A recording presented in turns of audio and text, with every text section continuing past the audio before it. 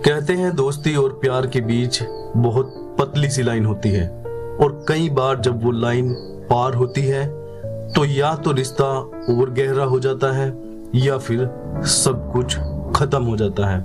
दोस्तों, आज की कहानी शिमला की रहने वाली राधिका ने भेजी है। एक ऐसी लड़की जिसने अपने सबसे अच्छे दोस्त से प्यार कर लिया, लेकिन उसका अंजाम वैसा नहीं था जैसा उसने सोचा था।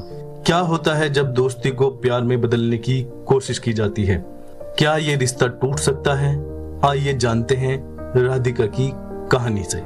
राधिका 22 साल की कॉलेज स्टूडेंट है और शिमला के एक गवर्नमेंट कॉलेज में इंग्लिश लिटरेचर की पढ़ाई कर रही थी। उसकी जिंदगी में सबसे खास इंसान था अमन, जो पिछले 4 सालों से उसका बेस्ट फ्रेंड था। दोनों कॉलेज साथ जाते थे, कॉफी पीते थे, गाने सुनते थे और जिंदगी की हर छोटी बड़ी बात एक दूसरे के साथ शेयर करते थे। कभी कभी राधिका को लगता था कि अमन और वो एक दूसरे के लिए बने हैं, लेकिन क्या दोस्ती को प्यार में बदलना सच में इतना आसान होता है? राधिका के लिए यह सवाल तब उठता है जब एक दिन अमन ने उससे कुछ ऐसा कहा जिससे उसकी पूरी जिंदगी बदल जाती है। राधिका ने अपनी कहानी कुछ यूं शुरू की। मुझे नहीं पता कब वो दोस्त से कुछ ज्यादा बन गया। शायद जब उसने पहली बार मेरे बिना कही पसंद की चॉकलेट लाके दी, या शायद जब मैं रो रही थी और उसने मेरे हाथ पर हाथ रखा। राधिका को लगने लगा कि अमन भी उसे उसी की तरह चाहता है, क्योंकि उसकी हर बात में केयर और हर नजर में अपनापन था। लेकिन अमन ने कभी कुछ ऐसा नहीं कहा और राधिका बस हर दिन इंतजार करती रही, शायद आज वो बोलेगा। ऐसे ही कुछ महीने बीत गए और एक दिन आखिरकार राधिका ने अपने दिल की बात अमन से कह दी। उसने कहा, मुझे लगता है कि मैं तुमसे कुछ ज्यादा महसूस करती हूँ।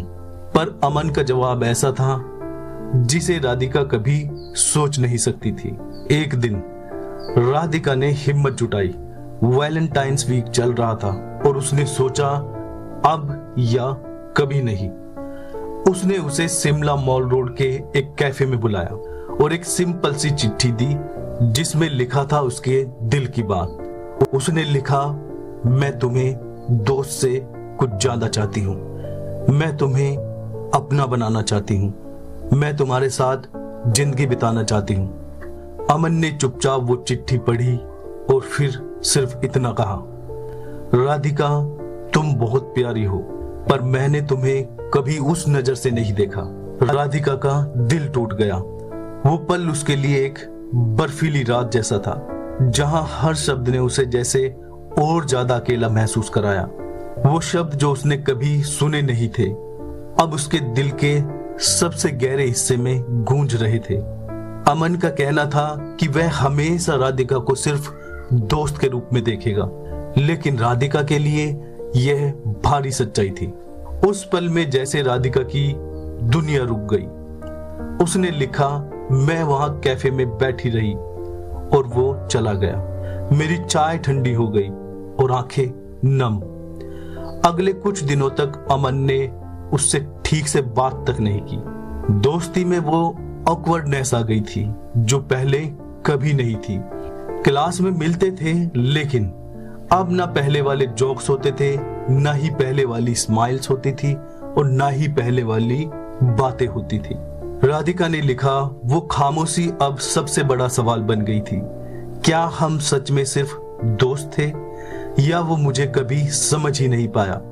वो दिन बहुत लंबे और अजीब थे, जहां राधिका का दिल टूटने के बाद भी एक छोटी सी उम्मीद की किरण थी।